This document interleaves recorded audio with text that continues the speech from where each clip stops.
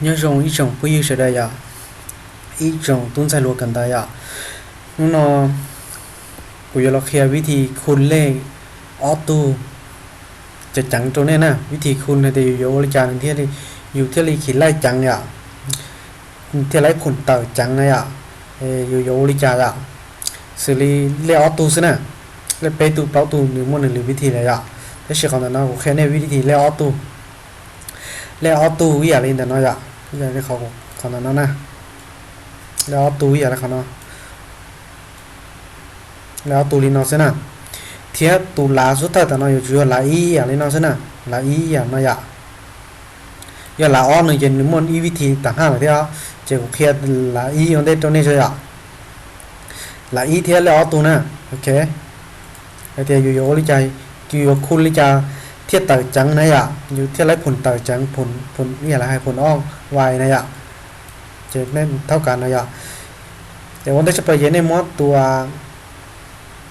จีนนะตัวจีนคุณตัวอ้อนะของเราคุณนะนี่มันจีคุณอ้อนี่มันจีคุณตัวอ้อนะจะ250เจตะเกาะจะนี่ชาวศูนย์นะนี่ชาวศูนย์จะนี่ชื่ออีนะโอเคจะนี่มันตัวจีนจะหมุนบัวเราจีนบัวนะของเราบัวนะมันตัวจีนจะหมุนบัวเราเกาะอ้อตัวนะบัวเราเกาะอ้อนะบัวเราเกาะจะเกาะชาเกาะชาบัวอีนะจะเกาะยีจะนี่จะได้ชอบเกาะยีแล้วของเราสินะเนาะจะผลต่ออีปุยจ่อมันจะไล่แล้วนะจะวิธีวอลเลนนี่จังนะเล่ออตูเทียตุลานะไหลอย่างนี้กูแค่นี้นะจะนี่จังนะเดี๋ยวกูไม่ได้มั่วจะเราสีรู้จักกี่ไล่พิสูจน์ตัวนั้นเดี๋ยวใช้อีปุยจ่อไปยาเราไม่ใช่ก็อ้อนะก็อ้อคุณเราก็จี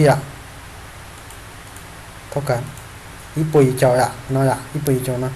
จะตัวเดือดเลยเล่ออตูจะเล่ออตูเทียไหลจะแล้วหัวซิปนะไหลอย่างนี้เนาะเจนี่สีวิธีกูแค่ไหนเนี่ยเนาะสิเจนี่ขีดไล่จังนะนี่สีวิธีเนาะหายหายที่อันนี้สาสีวิธีนี่ชีไหลนะนี่เล่ออตูที่สิมันนี่ไหลได้ชีเราก็คุณไล่นะเจนี่สีวิธีนั้นนะมาแค่นี้เลยนี่มือวิธีต่างหากที่เขาสีวิธีละอ้อได้จะอยากมันได้แค่วิธีรวมด้วยเนี่ยละอ้อพิซซ่าแต่ละอ้อหนึ่งก่ออีนะหนึ่งก่ออีคุณเราหนึ่งก่อ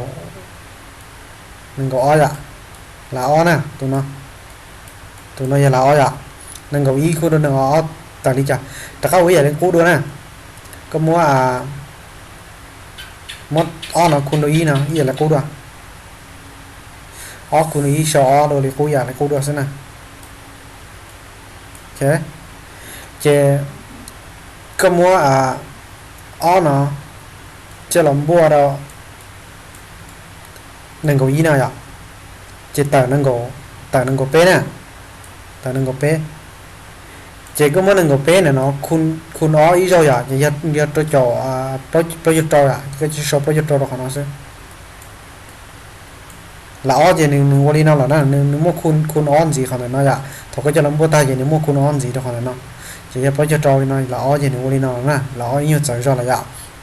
อันนี้ยับไปจะจอยน้อยจะไล่ละกูมันนี่พิสูจน์ตอนนั้นตัวนี้ใช่นะ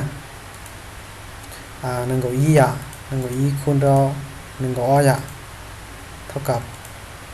เราจ่ออ้อเลยเขาเนาะจะนี่ถือจะละอ้อเจว่าอย่างนี้เนาะนะละอ้อนะจะที่นั่นกูอยู่เราlà bé là plau là vô trả là thế chứ thế nào cũng là theoวิธีvô luôn hay thế rồi thì là đó chỉ là vô cái tờ thì ni chỉ cho vô lý này nàyวิธีnó ít nhiều kháng do nàyวิธีluôn này mới cho nó lựa chọn tầm gì ok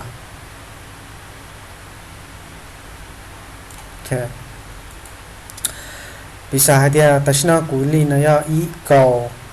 cóอ้อlà vô luôn nó của tăng thì hạ nó là nó của xí luôn nó thế dùng gì đó nên cái xe cóอ้อคุณnó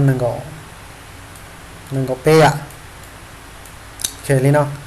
chế vị trí nó vị trí luôn này nên cho một xí chủ yếu là auto à cái của này nó sẽ à là auto đi nó chủ yếu là auto đi nó sẽ chế nên cho một xí tàu tan thoát này nên chỉ chấm này để lá gì à chế vị trí của chế nên mua à tụ nó này nhưng mà tụ nó khuôn đó tụ nó à sau đó hỏi nó chế nên mà tụ nó khuôn đó tụ nó thế à sau đó nó xong đến xong ạ sau đó này nó chế là auto này số tổ hợp lại nó sẽ à tổ hợp lại nó chế nên mua y nó y khuôn p nào ạ sau p nào y khuôn đó nó sau ploy ạ chế lấy xa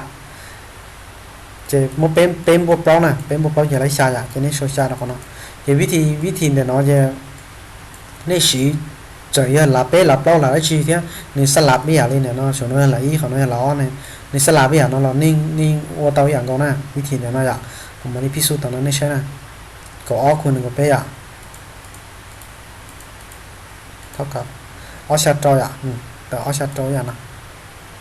chỉ vị trí để nó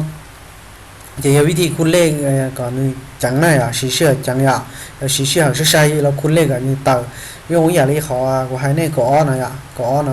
khuôn nó có p nào khuôn nó có p nào dù chỉ chăm bên mình chỉ lại con chia sẽ cái những bao thì tàu ở sát trôi là ạ con chia sẽ cái những bao là thì chỉ chăm bên lại một cái lại thì vị trí nó chỉ dù bao hay là lên tàu dùng gì hàng nè thì bao thì phần tàu đi dài thì bao phần tàu dùng gì hàng ạ thì cuộc hiện này là sau này nó sẽ ạ tới trong bây giờ sẽ là nên sai của video này nó nên học ba cột like theo cộtติดตามđược của thế ạ trong đó nè